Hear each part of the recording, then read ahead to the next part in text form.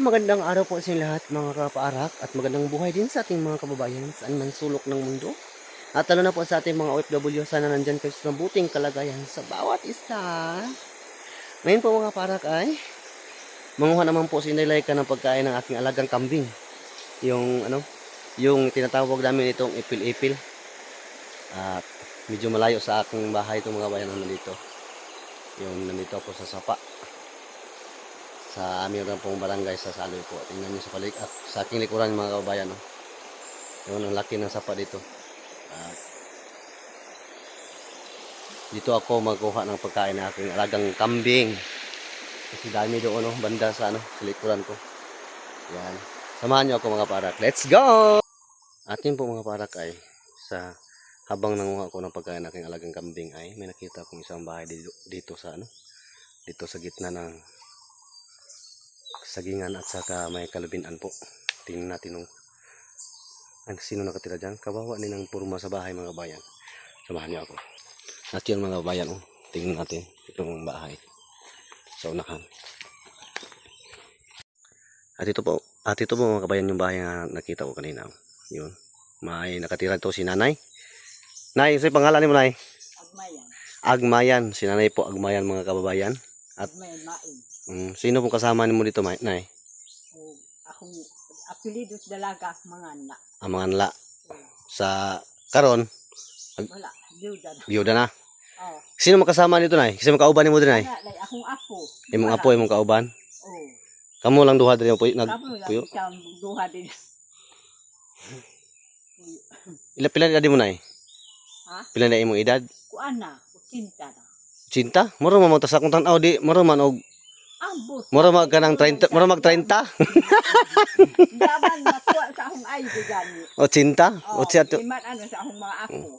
Yun mga bayang si nanay ay 80 years old na po. 'Di ba? Ang matanda na pero himsog pa puro buyag. At siya po ang bumubuhay sa yang kasama ay imong ang uban imong apo. Si Ruden. Ang imong apo na nay. Apo na ko, wa na inahan. Ako na nag-atiman. Ikaw nag-atiman. Nya kumusta man inyong panginabuhi anay? Pwedeng sura. At yun po mga kababayan, si nanay po yung yung nakatira dito at may siya kasamang apo niya po. At ang taon si nanay po ay 80 years old na. Yung apo niya, ipilya din si mga apo na Kuan na, 23. 33. Nya, musta man ayang palagaya, agar ayang himtang sa mga Lisod kay kuan man na siya.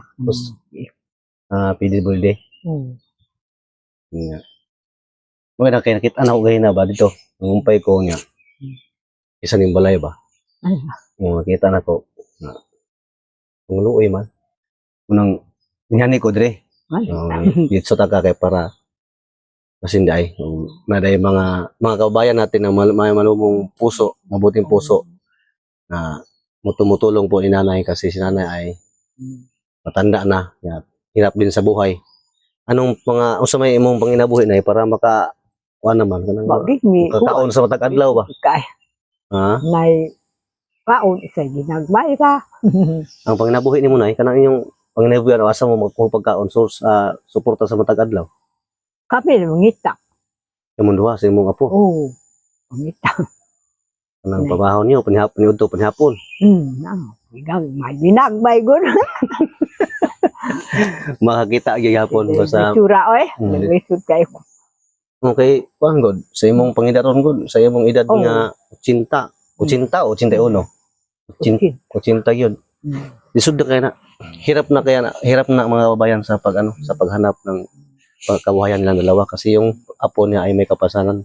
PWD po yung apo. At nahirapan din sa trabaho. At sinanay lang po ang nagsikap at tulong-tulong sa kanyang apo para makaraos naman po sa araw-araw nilang pagkain dito sa kanilang munting bahay. At tingnan si nanay mga kabayan, tanawang pitsura ni nanay, di ba?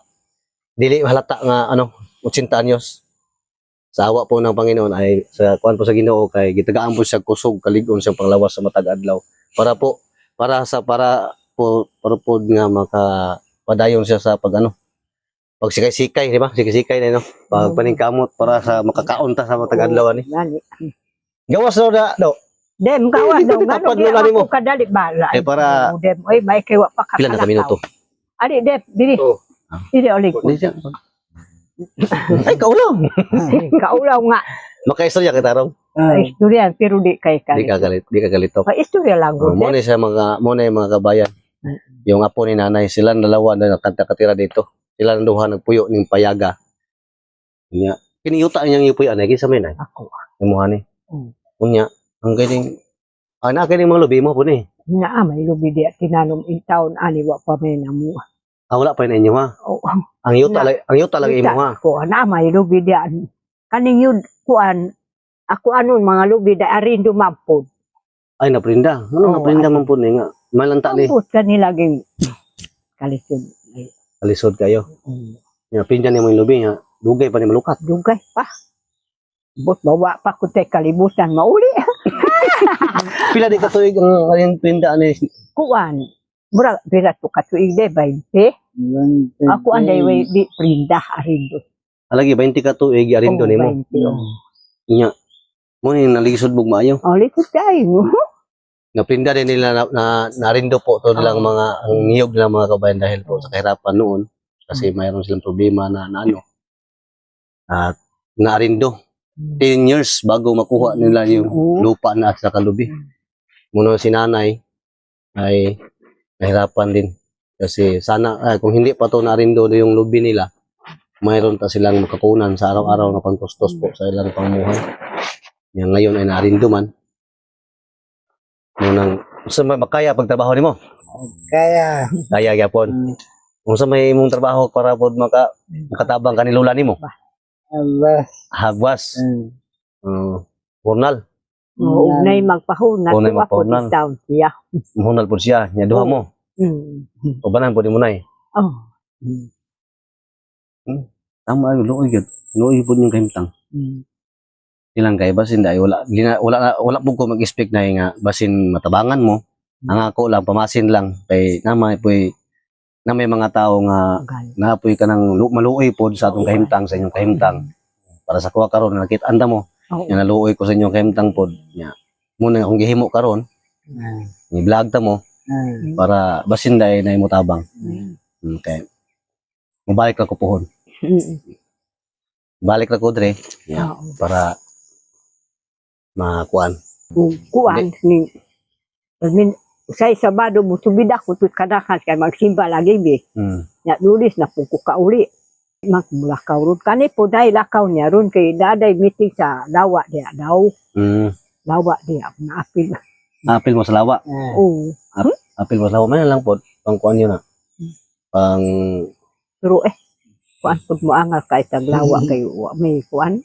English gyapon. oo, kay di man na sa ingon dili man sa taga-adlaw ang Gani no. supply sa pangkinahanglan. Ang inyong kulang ninyo kay kana yung kinahanglan yung taga-adlaw nga kuhaon ninyo Kada asay adlaw, yung kaon asa mo mata. kung makakwarta nga inyong ibang kaon. Oh. Pero at least mo pod bisan sa ingana kapait kalisod ang inyong kahimtang ay nagpadayon lang gyapon nanibisog. Gani. Nibay po naningkamot lang gyapon nga mabuhi gyud makakaon gyud sa hinahinay lang kayod. Oh. Hinahinay nga gapang para po makaraos naman kahit papaano. Makaginhawa sa kahirapan. Pero be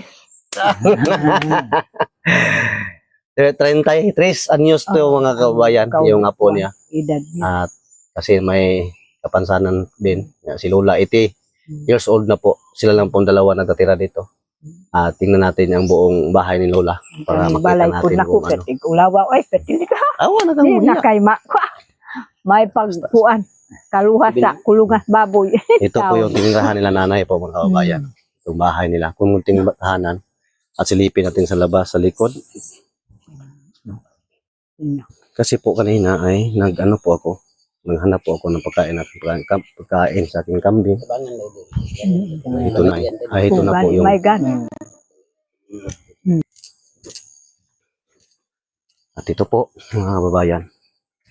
Sabi ni nanay kanina sa akin ay yung itong lupa na to nila ay sa kanila to.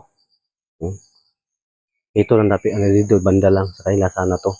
Pero yung kahariapan dati sa buhay daw, sa mayroon pa yung asawa, ay na ano, narindo ang tawag to sa mga naprinda, narindo 25 years. Mayroon pa daw silang 15 years na antayin para mabalik sa lahat ng lubi na to. Sayang sabi ko sa kanya, sa bakit naprinda yung lupa niya at sa kanyo. Ang sabi ni nanay ay, ang sabi po ni nanay mga kababayan ay, dahil sa kahirapan noon. At kasi siya lang po daw ang bumubuhay sa kanyang apo na PWD. At kawawa naman po si nanay. At sana mga ating mga kababayan po nga may mabuting puso dyan. Willing po nga na tulong ka nanay. Kahit papaano lang at maliit lang po mga kababayan para po ay makatulong po sa kanya. Dahil po si nanay ay kawawa din. At ito na po sila sa aking likuran ngayon. At pinuntahan ko, sinadya ko lang puntahan ito para po tingnan ko po ang anong kalagayan lang dito. At ito po sila, dalawa. At ngayon po mga kababayan ay nandito na po ako sa kasada. At ito na po yung aking ginuhang epil-ipil ang tawag sa amin, batilis o epil-ipil para po pakain sa aking alagang kambing. At alis na, pauwi na po ako sa aming bahay mga kababayan. Yun lang po mga kababayan, maraming salamat sa inyong lahat, sa inyong walang sawang pagsuporta sa akin at sa iyong pagsuporta sa buong PB team, kang Boss Peter lalo na po, at higit sa lahat sa iyong walang sawang pagsuporta po kang Sir Paul Pugong Bahero. Maraming salamat po sa inyong lahat mga kaparang. At thank you kayo sa pagkakanunay sa patuloy po ng pagsuporta sa aming lahat. At maraming salamat ulit sa inyong lahat. And God bless you Paul, amping mong tanan. Bye bye.